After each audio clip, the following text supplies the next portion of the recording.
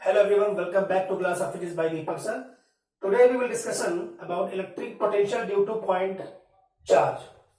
Dear student, for this derivation हमको सबसे पहले ये पता होना चाहिए कि इलेक्ट्रिक पोटेंशियल होता क्या है। तो इलेक्ट्रिक पोटेंशियल डिफिनेशन हम पहले भी पढ़ चुके हैं। इलेक्ट्रिक पोटेंशियल एक तरह से वर्क डन होता है, चार्ज को इनफिनिट से लाते हैं और इलेक्ट्रिक फील्ड के अंदर लाते हैं। अगर 1 कूलम चार्ज को आप इलेक्ट्रिक फील्ड में ला रहे हैं इनफिनिट से लाना है इलेक्ट्रिक फील्ड के अंदर, तो जितना वर्क डन होगा उसे बोलेंगे हम लोग electric potential. Step by step को समझिए कैसे होता है। तो इलेक्ट्रिक पोटेंशियल डिफिनेशन मैंने लिख दी है, इसको ध्यान दीजिएगा। The work done in bringing unit test charge, test मतलब q naught charge from infinite to, ये है हमारा station, infinite to a point of electric field is called electric potential V equal W upon Q naught। W means work done होना। तो सबसे पहले work done निकालना है और वर्क डन के लिए इंपॉर्टेंट होता है फोर्स इनटू डिस्प्लेसमेंट। ये फोर्स भी निकालना पड़ेगा। तो स्टार्ट करते स्टेप बाय स्टेप, समझने की कोशिश करिएगा। पहले कंसीव करते हैं कि हम एक बनाते हैं इलेक्ट्रिक फील्ड बनाएंगे, फिर चार्ज लाएंगे इनफिनिट से। What is the mean of infinite? Infinite मतलब एक डिस्टेंस ऐसी जिसकी वैल्यू कंपेयरिंग करते हैं अगर उसके साइज से तो ज्यादा होना चाहिए। देखते हैं कैसे। तो मान लीजिए मैंने एक चार्ज रखा, यहां पर एक क्यू चार्ज रखा और इसकी फील्ड बन गई इस जगह पर, ऐसा कंसीडर कर लीजिए आप। और इसकी फील्ड आर डिस्टेंस तक यहां पर मान लीजिए है, और ये डिस्टेंस अगर आर है, ये क्यू है, और मान लीजिए ये कोई इनफिनिट में एक पॉइंट है। तो अब किसी चार्ज को हम अगर यहां से यहां तक ले आते हैं, इस पॉइंट तक, मतलब ए पॉइंट मान लीजिए ये सेंटर ओ हो गया, तो अगर यहां तक लाने में जो वर्क डन होगा उसी को हम बोलेंगे इलेक्ट्रिक पोटेंशियल। तो एक काम करते हैं, क्योंकि इनफिनिट की हमें डिस्टेंस नहीं पता कहां पर, लेकिन हम क्या करते हैं छोटे पार्ट के लिए निकालते हैं, फिर उसका इंटीग्रेशन कर देते हैं। तो ये कॉन्सेप्ट होता है काम करने का। तो ये हमने एक छोटा सा पार्ट ले लिया, ये पार्ट। तो मान लीजिए यहां से चार्ज अभी x डिस्टेंस पर है यहां, यानी क्यू नॉट चार्ज को हम इस पॉइंट से इस पॉइंट ला रहे हैं। तो मान लीजिए पॉइंट B है, ये C है, और ये जो डिस्टेंस है वो है dx। तो स्मॉल डिस्टेंस के लिए निकाल लेंगे, जब स्मॉल के लिए निकाल लेंगे तो हम कर देंगे इंटीग्रेशन, तो वो आ जाएगा हमारा टोटल। कैसे करते हैं सीखे जरा। पहले तो निकालना है फोर्स। ये क्यू चार्ज, इस क्यू नॉट चार्ज पर एक फोर्स लगेगा, दोनों पॉजिटिव है तो ये इसको रिपल करेगा, यानी डायरेक्शन ऑफ फोर्स की डायरेक्शन ये हो गई, ये होगी डायरेक्शन ऑफ फोर्स F। और ला कहां रहे हैं? B से C पर, तो डिस्प्लेसमेंट ऐसे हो जाएगा। तो पहले फोर्स के लिए निकालते हैं हम लोग यहां पर। तो force on Q not this due to Q, इस Q के कारण इस Q नॉट पे कितना फोर्स लग रहा है, तो इसकी वैल्यू आ गई F equal K q not by इस पॉइंट से यहां तक, यानी दोनों चार्ज की बीच डिस्टेंस कितनी है x, तो बाई एक्स स्क्वायर। तो ये हो गया आपका फोर्स। अब आपको निकालना है वर्क डन। तो वर्क डन के लिए मैंने बताया है कि वर्क के लिए फोर्स इंटू डिस्प्लेसमेंट होता है। तो सबसे पहले कितना डिस्प्लेसमेंट है? dx डिस्प्लेसमेंट है। अगर डिस्प्लेसमेंट कम है तो वर्क डन भी कम होगा। देखो मैं क्या लिखता हूं, work done for displace the charge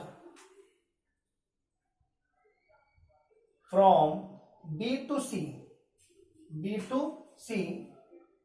small displacement dx।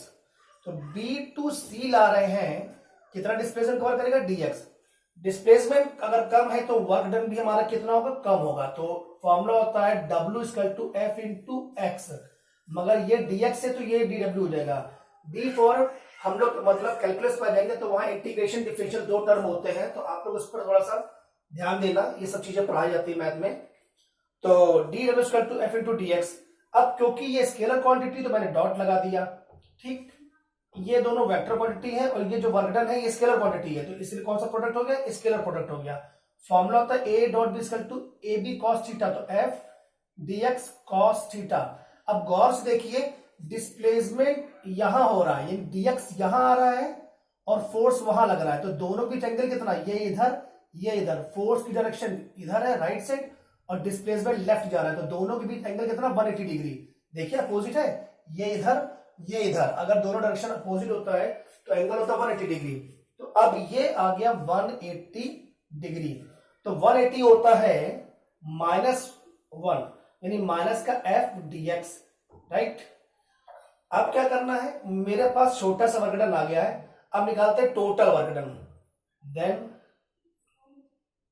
Total work done, ठीक, for displace the charge from, कहां से लाना, डिफिनेशन क्या बोलती है, इन्फिनाइट से लाइए इलेक्ट्रिक फील्ड के पॉइंट तक, पॉइंट क्या है ए, तो हमने माने इन्फिनाइट टू, और इस पॉइंट तक डिस्टेंस कितनी है आर, तो इन्फिनाइट टू आर। अब ये लिमिट का काम करेगी, तो हम क्या करेंगे, इसी डी डब्ल्यू और इन दोनों तरफ कर देंगे ऑन इंटीग्रेशन, तो ऑन इंटीग्रेशन। अब मान लीजिए इक्वेशन नंबर ये फर्स्ट है, ये सेकंड है, तो on integration equation number second. अब सेकंड इक्वेशन पे हम करते हैं इंटीग्रेशन। अब क्या करेंगे, तो डी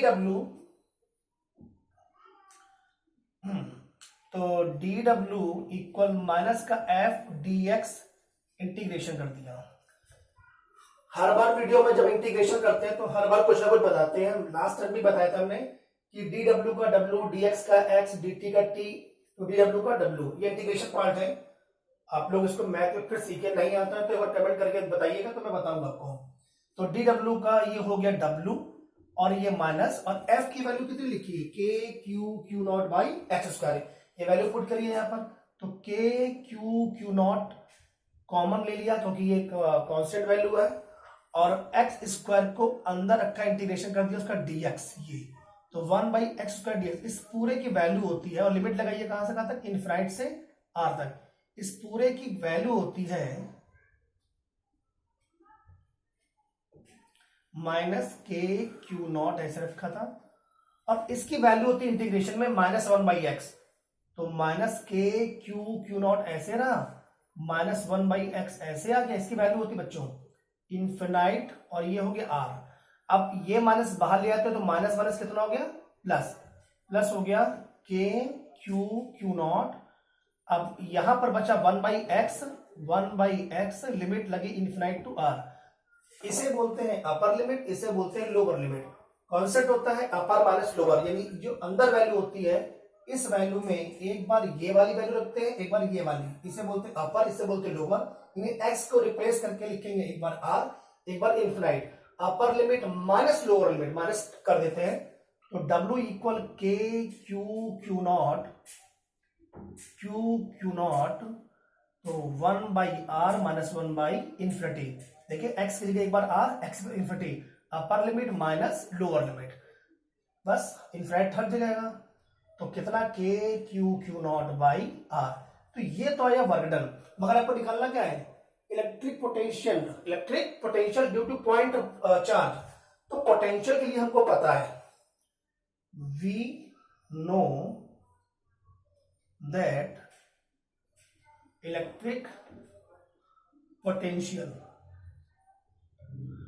V इक्वल होता है W/Q0, W की वैल्यू पुट करो यहां पर, तो k(q0/r) और अपॉन ये Q0 कैंसिल, तो कितना आ गया, V इक्वल टू KQ/R।